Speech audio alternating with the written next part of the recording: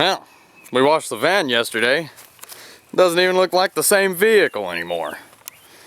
Just think, look at that in the last video. This was nothing but moss. Now it's nice and smooth. It's actually white and blue again.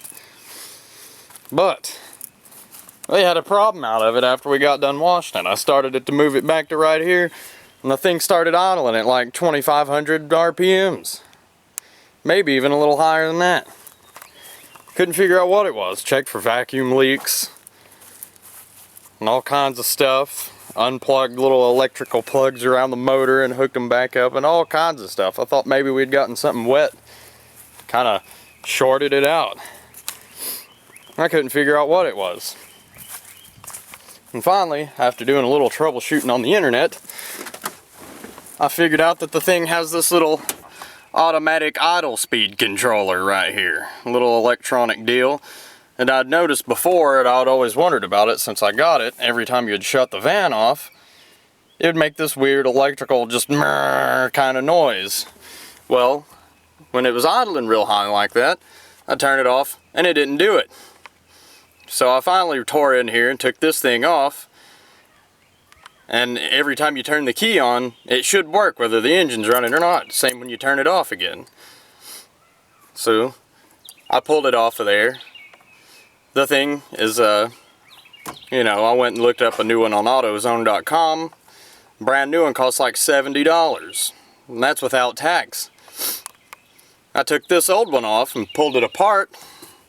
Under here, under where the screw is, the stud screws out and it pops a plastic cover off, and the whole thing comes apart.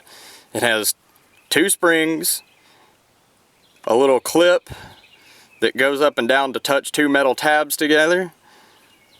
It's got 3 cogs inside of there, and one of them's hooked to this little electric motor that's right inside of there.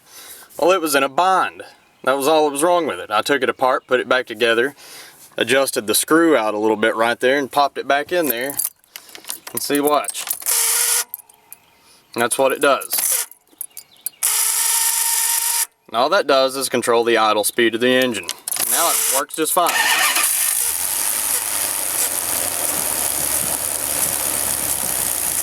See how it moves up and down?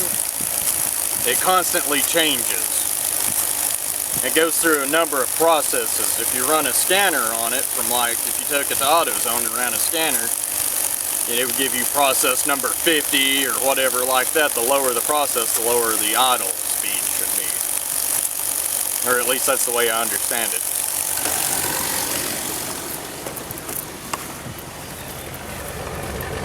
But you can hear now it's idling just fine and dandy, probably about 800 or 900 RPMs.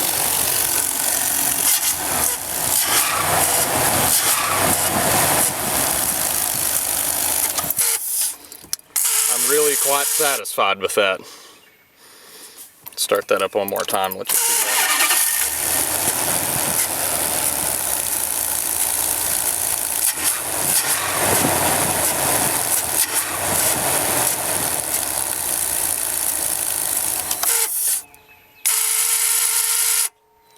And that's how that works, plain and simple.